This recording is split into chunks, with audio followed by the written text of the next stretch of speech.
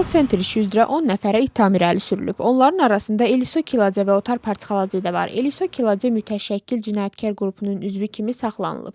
Prokurorluğun məlumatına görə ittiham qaçaq vəziyyətində olan Gürcüstanın keçmiş baş prokuroru Otar Parçxaladze və onun cinayətkar qrupunun üzvləri David Mikadze, İrakli Sexniyeşvili və Mixail Çoxelə qiyabi şəkildə irəli sürülüb. İttiham aktı digər cinayət işi üzrə cəza çəkmə müəssisəsində olan Georgi Mikadzeyə şəxsən təqdim edilib. Həmçinin qrupun digər üzvləri Givi Cibiladze, Ben Anor, Tornik Canelidze və Georgi Kamladzeyə də ittiham irəli sürülüb. Onlar istintaqla fəal əməkdaşlıq edərək nəinki törədikləri cinayəti etiraf ediblər, həm də transmilli cinayətin açılmasına mühüm töhfə veriblər. Bugün parlamentdə regional inkişaf naziri Qaxaber Quledaninin dinlənməsi planlaşdırılır. Nazir Gürcüstan üçün partiyasının üzvləri tərəfindən interpellasiya qaydasında çağırılıb. Deputatların nazirliyin fəaliyyəti ilə bağlı sualları var. Xüsusilə də 2025-ci ildə regional inkişaf istiqaməti infrastruktur nazirliyindən ayrıldıqdan sonra. Həmçinin Georgi Qaxaryanın komandasının üzvlərinin nazirliyin 2026-cı il üçün planları maraqlandırır. Gürcüstanın iqtisadiyyat və davamlı inkişaf üzrə keçmiş naziri Levan Davitaşvili 8 saatdan çox müddətdə dindirilib.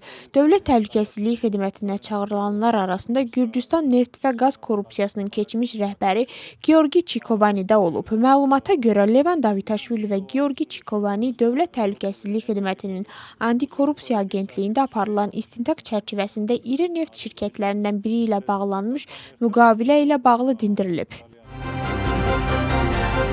Levan Davitaşvilinin dindirilməsindən sonra verdiyi açıqlamaya Dövlət Təhlükəsizliyi Xidməti cavab bəyanatı yayıb. Qurum bildirib ki, Davitaşvilinin müsahibəsində iki mühüm qeyri-dəqiqlik var.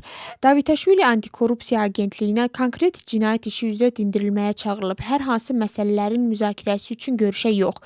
Dindirmə zamanı risklərlə bağlı sual Gürcüstanın qaz təchizatı və bağlanmış müqavilə nəticəsində ölkə üçün şərtlərin pisləşməsi ehtimalına aid olub və hazırda bununla bağlı istintaq aparılır. Sual Avropa İttifaqının qaz təchizatı ilə bağlı olmayıb. Bu istiqamətdə risklər barədə protokolda bir söz belə qeyd edilməyib. Qurum əlavə edib ki, mövzu ilə bağlı yenidən yanlış şərh, yalan məlumat və ya spekulyasiya olarsa, dindirilən şəxsin razılığı ilə protokolu da açıqlamağa hazırdırlar.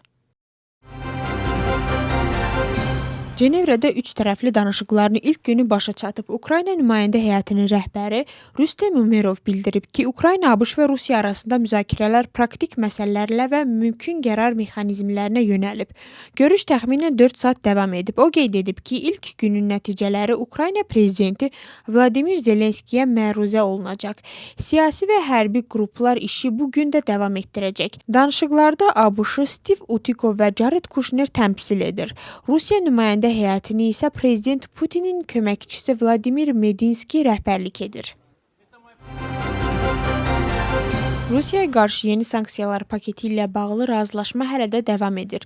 Bloomberg yazır ki, Macaristan, Yunanistan, Maltadan sonra İtaliya və İspaniyanın mövqeyi də maneəyə çevrilib. Agentliyin məlumatına görə İtaliya və Macaristan Gürcüstanın Kulevi limanının qara siyahıya salınması təşəbbüsü ilə bağlı xüsusi narahatlıq ifadə ediblər. Mənbələr bildirir ki, bu liman vasitəsilə Avropa üçün əsas enerji resurslarından birinə çevrilmiş Azərbaycan qazı da nəql olunur.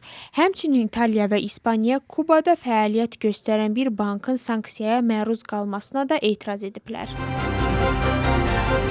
Macaristanın Xarici İşlər Naziri Peter Szijjarto bəyan edib ki, 12 aprel seçkilərinə Kiyev-Brüssel-Berlin xəttindən görünməmiş müdaxilə gözlənilir. Onun sözlərinə görə bu üç tərəf Macaristanda hakimiyyəti dəyişmək üçün hər şey etməyə hazırdır. Nazir qeyd edib ki, müdaxilə Ukraynanın Macaristanın neft tədarükünün dayandırmasını da əhatə edə bilər. O əlavə edib ki, Macaristan və Slovakiya Xorvatiyaya müraciət edərək Avropa İttifaqı qaydalarına uyğun şəkildə Rus neftinin dəniz yolu ilə daşınmasının təmin olunmasını istəyiblər. Cenevrədə Oman vasitəçiliyi ilə ABŞ və İran arasında dolayı danışıqların ikinci raundu keçirilib. İranın Xarici İşlər naziri Abbas Araqçı bildirib ki, İran və ABŞ müəyyən irəliləyiş əldə edib, lakin hələ də çox iş görülməlidir. Onun sözlərinə görə irəliləyiş razılaşmanın tezliklə əldə olunacağı anlamına gəlmir, amma proses başlayıb. ABŞ rəsmisi J.D. Vance isə qeyd edib ki, müəyyən mənada danışıqlar yaxşı keçib, lakin Donald Trump tərəfindən müəyyən edilmiş qırmızı xətlər İranlılar tərəfindən hələ də qəbul edilmir. Dövlət məktəblərində 1-ci siniflərə qeydiyyat başlayır. 2026-2027-ci il tədris ili üçün 1-ci sinifə yalnız 15 sentyabr tarixinədək 6 yaşı tamam olan uşaqlar qəbul ediləcək. Dəyişiklik ümumi təhsil haqqında Gürcüstan qanununa edilib. Qeydiyyat prosesində də yenilik var. Ümumi qeydiyyat mərhələsindən əvvəl 3-cü ərazi prinsipi ilə qeydiyyat mərhələsi əlavə olunub. Bu mərhələ 12 şəhəri əhatə edəcək. Tbilisidə isə məktəb zonalarının inzibati sərhədlərində yaşayan şagirdlərlə yaşayış yerlərindən 1 kilometrdən çox uzaq olmayan qonşu məktəb zonalarındakı məktəblərdə qeydiyyatdan keçmək imkanı veriləcək. Tbilisi Beynəlxalq Qonaqpərvərlik Forumuna ev sahibliyi edir. Forum sənayenin inkişafı və investisiya əməkdaşlığını gücləndirməyə həsr olunub. Otel operatorları, brendlər, investorlar və dövlət nümayəndələrini bir araya gətirir. Müzakirələr əsasən premium və lüks segmentin inkişafı və dövlətin rolu üzərindədir.